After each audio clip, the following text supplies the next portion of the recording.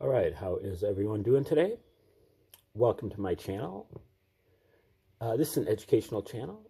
Try to check out great theories of everything, all-encompassing theories, grand unified theories, earth-shattering discoveries, tour de forces, magnum opuses, and we try to focus on the obscure, things that you probably wouldn't know of otherwise. And today's our 201st video that we've done in this new unit called the Reciprocal Church, which is a shout out to Dewey Larson and his reciprocal system of theory that we've done almost 600 videos on earlier. You can go back and check those out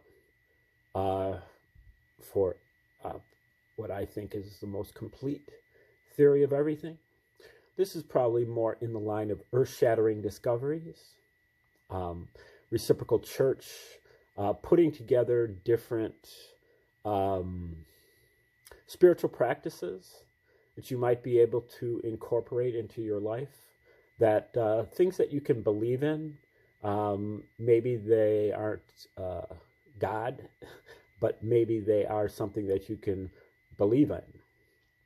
At the same time, we're deconstructing the holy books and demonstrating how the New Testament in particular, but eventually the Old Testament also, is the New Testament is a psyop, psychological operation put on by the Roman Empire, the Roman Caesars, particularly the Flavian dynasty from 69 to 96 AD, and some of the players behind the scenes.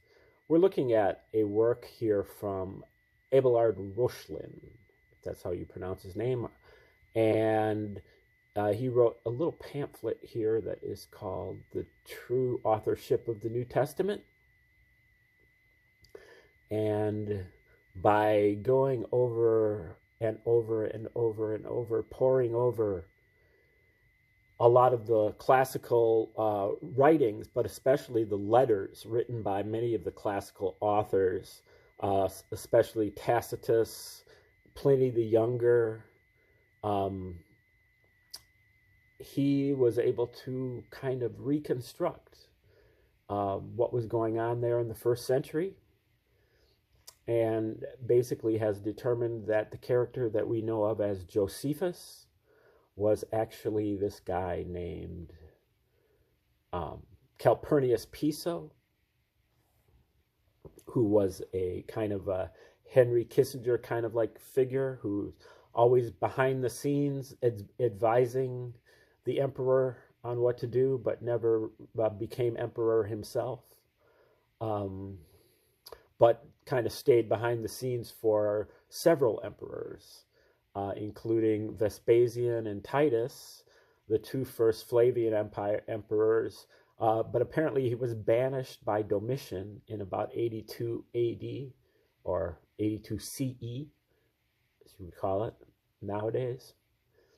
And but then had a part in Domitian's assassination in 96 AD, came back, and the new guy was called Nerva. He was basically a puppet of Piso.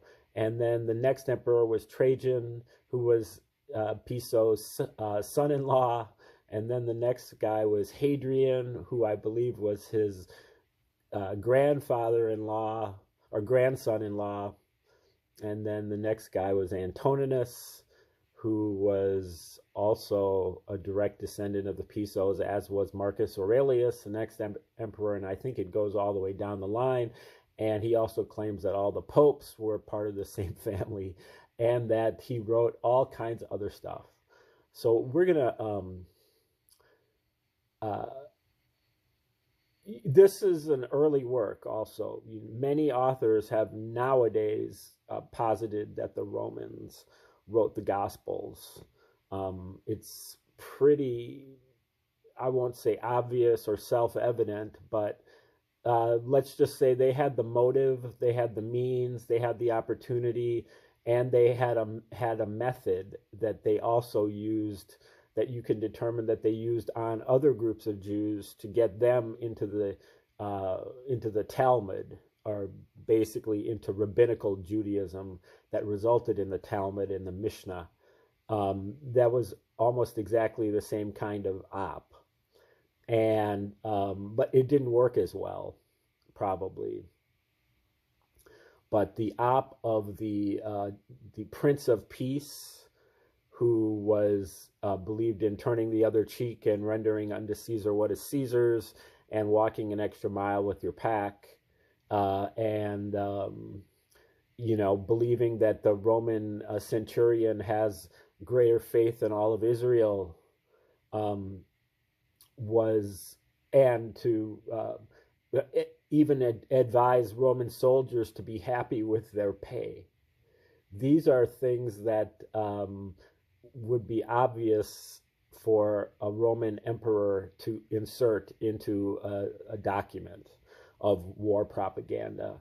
You have to remember that the Jews and the Romans were at war pretty much constantly from 63 BC or 63 BCE until this time period here in the 70s AD or 70 CE. And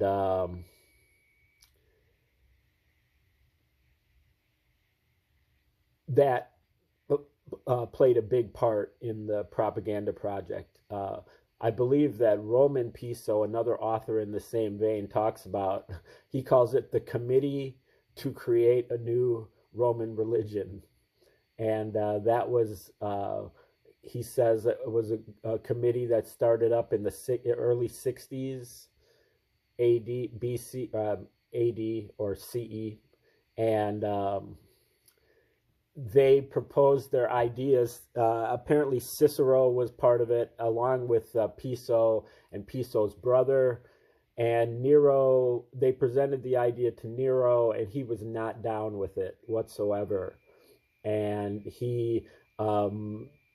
they were afraid that he was going to come after them.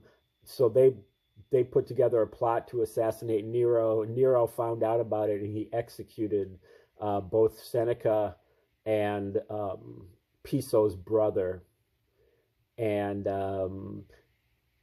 but they showed him the pilot, apparently, which was the Book of Mark. But it wasn't the Book of Mark that we know of. It's the book that we know of it as Q. That they rewrote it a few years later into the Book of Mark, and they rewrote that, rewrote also the Book of Luke, and eventually they wrote some other books. They wrote all the books of the New Testament, but it took 70 years for them to put it all down. So it was Piso and his son and his grandson and his grandson-in-law, who was also known as Pliny the Younger, and they wrote all this stuff. But it wasn't just the Bible. It was also a lot of the classical works, including Plutarch and some other works that came way before this. He wrote this into history, so he had Josephus write about these things to legitimize it in history, such as the writings of Philo, Judaeus, and the writings of Aristotle, the writings of the Septuagint, which is the Greek translation of the Hebrew scriptures, which was supposed to be from the 3rd century BC, but it was really Piso who did it, and Josephus wrote it into his Antiquities of the Jews, and so it looks like it really happened. he did that with several other works. But then moving forward, he also wrote all of the early church fathers, such as Irenaeus and Origen and Saint Ignatius, and I think maybe even Saint Augustine. I'm not sure about that last one. And there's a few others as well. And he also claims that they eventually, the same family, got together and wrote the Quran. And if you look at the Quran, there are 10 of the same characters in the New Testament as in Quran, including Jesus and Mary, and also including John the Baptist and Zechariah, including Satan, and I think a couple of the emperors, and I think there's a couple other characters now that I'm forgetting, but all those characters are fictional, and they've all been, including Satan, and they've all been created by this one family. So we're going to read this section here, section 6, called The Family in the New Testament. He starts by quoting John 10, verse 30, I and the Father are one. The Pisos claimed descent from Kalpos in Greek, whom they claimed was the son of Nuna Pompilius, successor of Romulus, who founded Rome. The Calpurnian clan descended from Kalpus, and the Pisos were the most prominent family in the clan. Changing the A to O produced Kolpus, which was Greek for bosom. That is why Lazarus was in the bosom of Abraham in Luke 16, verse 23. I think I've already read this, but I don't know if I got through the whole paragraph, so we'll keep going. And why the only begotten Son was in the bosom of the Father in John 1, verse 18, and why the beloved disciple leaned on Jesus' bosom in John 13, verse 23. That is also why, after the resurrection, Jesus met Cleopas in Luke 24, 18, and Miriam is wife of Cleopas, or Clopas, in John 19, 25. Piso and his sons and Pliny moved through the New Testament under various names. In the Gospels, starting with Matthew, Jesus has basically only 3 disciples, John, James, and Simon Peter. All the other 9 disciples are shadowy alter egos of these 3. The 3 are really his 3 sons, Julius, Justus, and Proculus, inserted into the first gospel when still little boys. In addition, his 4th son, Alexander, appears as the 4th, but less important disciple, Andrew, the brother of Simon Peter. The New Testament mentions 9 different Simons, plus 2 Simeons, 6 different Jameses, 9 different Johns, 6 different Judases. Most of these were honorable insertions of Piso's 3 sons. Julius played the Judases as well as the Johns. When Piso plays Joseph, the 3 main characters are his 3 real sons, and Jesus is his literary son. Then when Piso plays Jesus, his sons become Jesus' brothers. Thus, Jesus has 4 brothers who are really Piso's 4 sons, including Alexander.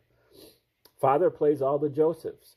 First he is Joseph the carpenter. Later he is Joseph of Arimathea, who buries Jesus. Joseph the carpenter drops from the story when Jesus starts his ministry because Piso cannot be in the story as 2 main roles simultaneously. Then Joseph reappears after the crucifixion to bury his literary son.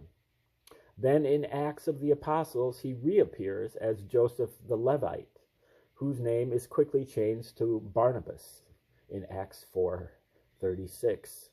Now, so he wrote these as basically plays that they would go in front of the masses, but especially, I guess, the Jews in this case, and perform these plays. So, you know, they would act because nobody knew how to read. And so, you know, this is how they would be transmitting these, either reading them out loud or acting them out. Thus, he plays both the Son, Jesus, and the Father, Joseph, the carpenter, and God. Father and Son were in fact one. Each was Piso. Shakespeare described the double identity in Pericles, Prince of Tyre, in its great riddle, supposedly alluding to incest, but actually to Piso's double role. Shakespeare wrote, quote, "He's father, son, and husband mild." And in As You Like It, he wrote, "One man plays many parts." In Acts 19, verse 29, and Acts 20, verse 4, written by his son Justus, Josephus is inserted. Now remember, Josephus is Piso also. Josephus is inserted under the name Aristarchus and is a companion of Pliny who appears under two of his actual names, Gaius and Secundus. It was, now you got to remember, these Romans, most of them had like 4 names. They were all like the different family names. These are all the royals, you know, the nobles. They intermarried, and so, you know, they would keep their important names, you know, of the prominent families. So there probably are a couple hundred different names, and they all have different combinations of those. It's probably even less than a couple hundred. It was appropriate that Piso have the pseudonym Aristarchus, for Aristo was the name of Plato's father. Similarly, it is as Titius Aristo that Josephus entered Roman jurisprudence. Under that name, he was a famous Roman jurist, cited in Justinian's Digest centuries later. In the New Testament, Piso is also Aquila, which meant eagle, and Prisca, or Priscilla, is his wife. His wife's true name was Bionia Priscilla, or Procilla. She also appears in 2 Timothy, written by their son Justus, as Lois. Fittingly, she appears in literature as Superman's wife and Timothy's grandmother. So he's saying that a lot of these modern shows are also based on the same typology and same inner circle knowledge of the fraud of all of this. Justus was his father's main successor. When Justus and his father started the writing of Acts, Justus played Paul, the hero, as his father had created and played the role of Jesus. Now, I'm not sure. I think Roman Piso might disagree with that a little bit. I think he thinks that Paul was definitely written by, or Paul's character was played by Pliny the Younger as opposed to Justus, but we'll see. At the same time, about the year 96, his father was preparing to write his Vita, which is Josephus's autobiography, and in it, Piso would insert Justus as his true name.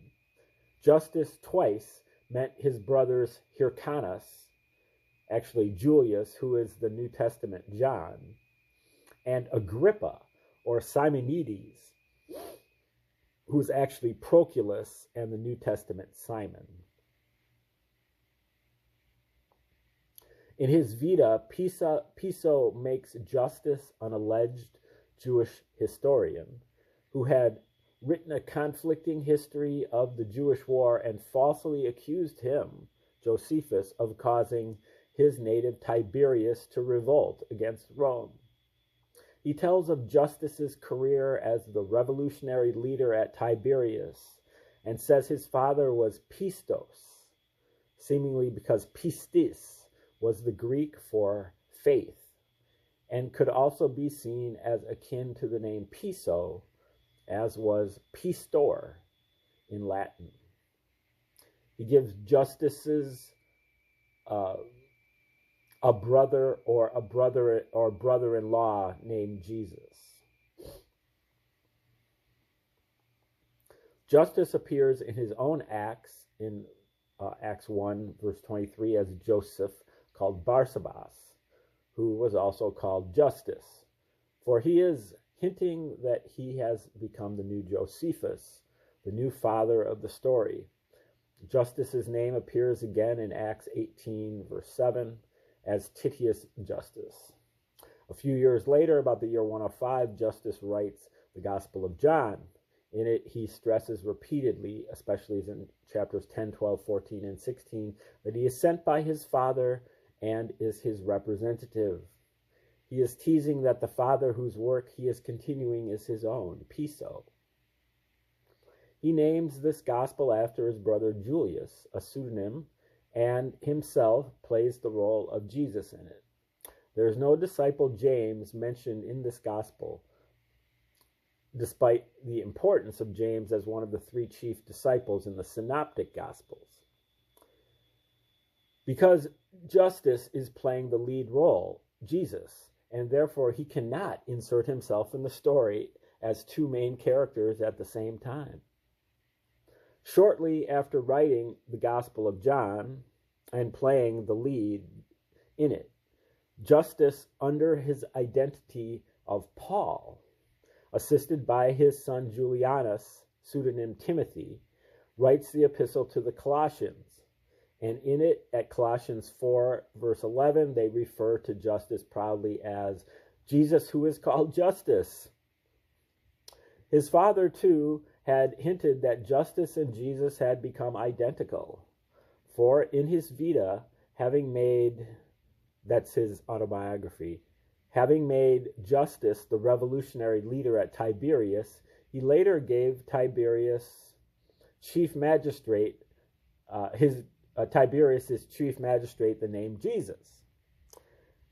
Justus would live on into the reign of his nephew Antoninus, which commenced in 138, and would then write as Justinus, longer form of Justus, the witness, that is, Justin Martyr, church father.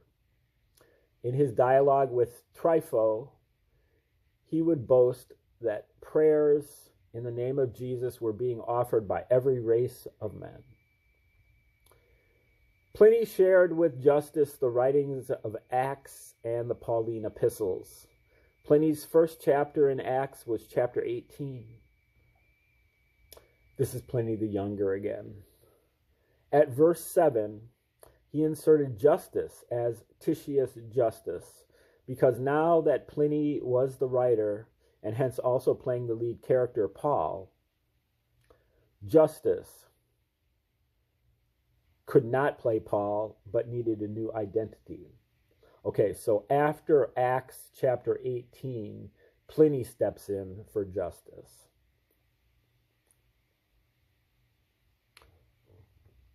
Then in Acts 18:24 and 19:1, Pliny gives Justus another name, Apollos. He is secretly the former Paul, Paulos, with an A added. Within a couple of years, Pliny would write 1 Corinthians. Again, he repeatedly inserted Justus as Apollos, because as the writer, Pliny was himself playing the lead role, Paul. And when Pliny wrote as Paul the epistles to Titus, who was Julius, again, he put Justus in as Apollos.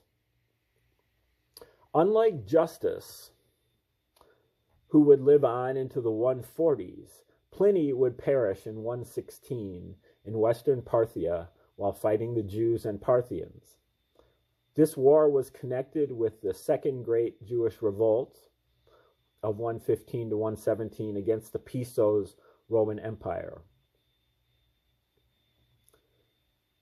But it really was almost like 2 centuries long of just constant revolt, war, insurrection. When you call them revolts or insurrections, it makes it seem like they're kind of separate events, but it really is just kind of like a long series of um, differing intensity level events. Pliny's death was under his military name Maximus, the Great One. Later, Maximus, or Maxima, the feminine form of his pseudonym, would be combined with the feminine form of the name of Piso's founder, Calpus, with a change of vowel to produce the expression Maxima culpa. In addition to repeatedly inserting themselves in the story, the Pisos hint at their family's relationship to the Herods. Great Herodian, my kinsman, says Romans 16, verse 11. It is authored by Proculus, Piso's third living son, who inserts himself as the writer Tertius the third, which means the third, in Romans 16, verse 22. Among Jesus' followers is Joanna, the wife of Chusa, steward of Herod, from Luke 8, verse 3, and Manaen, who in the original Greek is literally the foster brother of Herod the Tetrarch, who is one of the prophets, Manaen, one of the prophets and teachers of the young church at Antioch, from Acts 13:1. The family also put their friends into the story. Justus inserted Cornelius Tacitus, the Roman historian. He became Cornelius, the Roman centurion in Acts chapter 10, who was devout and feared God. Tacitus reciprocated by dedicating his dialogue on oratory shortly after the year 100 to Dear Fabius Justus. Piso's father's friend and encourager Annaeus Seneca also appears. He is the Ananias who cures Paul's blindness in Acts 9, verse 17. And he is the Aeneas whose paralysis Peter cures in Jesus' name in Acts 9:33. So he appears twice in Acts 9. Once as Ananias who cures Paul's blindness, and then as a character who's cured by Peter. So he cures Paul and he's cured by Peter, all in Acts 9. Aeneas was an appropriate name also because, according to some accounts, Aeneas was the father or grandfather of Romulus. Virgil said it was to Aeneas that a star shot down from heaven, disclosing to him the spot at which Rome should be established. Okay, that's the end of that section. The next section is called The Creation of the Church. As the years after 70 rolled by, the Jews continued rejecting the story. Pisos, now keep in mind that this author is a Jew, and he seems to be pretty devout, and so he's kind of got a little bit of an anti-Christian but pro-Jewish bent on it that I think if you read Roman Piso later, whose writing pretty much comes to the same conclusions based on the same evidence, but he's not a Christian, and so he applies it also to Judaism.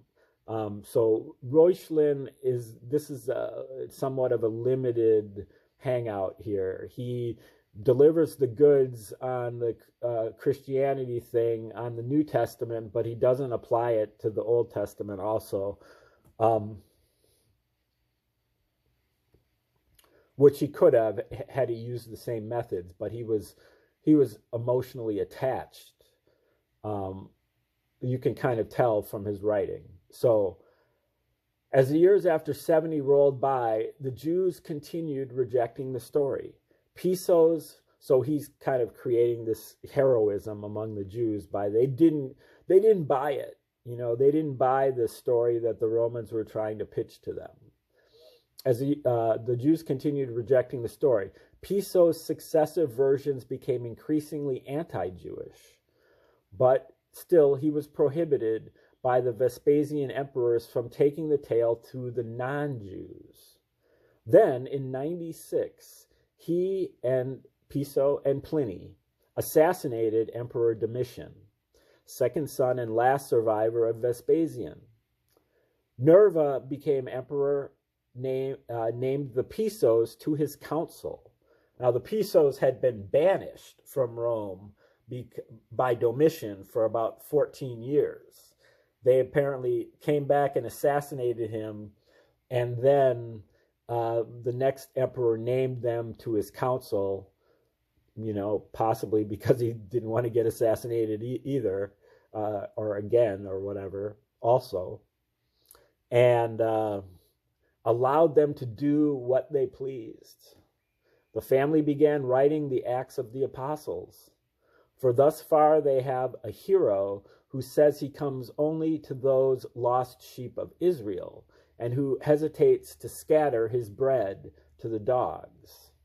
They need a second hero, one whom Jesus will instruct from heaven to open the new faith to the non-Jews. Justice will start that story and create and play the part of the new spokesman, Paul. The vehicle for the transformation of Paul from persecutor to apostle is his remarkable vision, which in turn rests on his experience in observing the stoning of Stephen. The robes of the witnesses to the stoning are even laid at Paul's feet in Acts 7, verse 58. The martyrdom of Stephen is a posthumous honor to Stephanas, the slave of Domitilla, Emperor Domitian's niece, who had helped kill the emperor in Rome just before the writing of Acts. He becomes the gentle Stephen, whom the Jewish mob stones in Acts 7, verse 58. But Acts does not state he died, but only that he fell asleep in verse 60. For he was in fact killed in Rome by those not involved in the plot who rushed in, presumably Domitian's bodyguards. Okay, so I think we'll have to stop right there. We'll take over here at the same location. When we pick up tomorrow. You can take this with a grain of salt, but this guy did exhaustive research, so he may be right. And it also can be verified. So go check out the Pliny and the Tacitus and the Josephus yourself.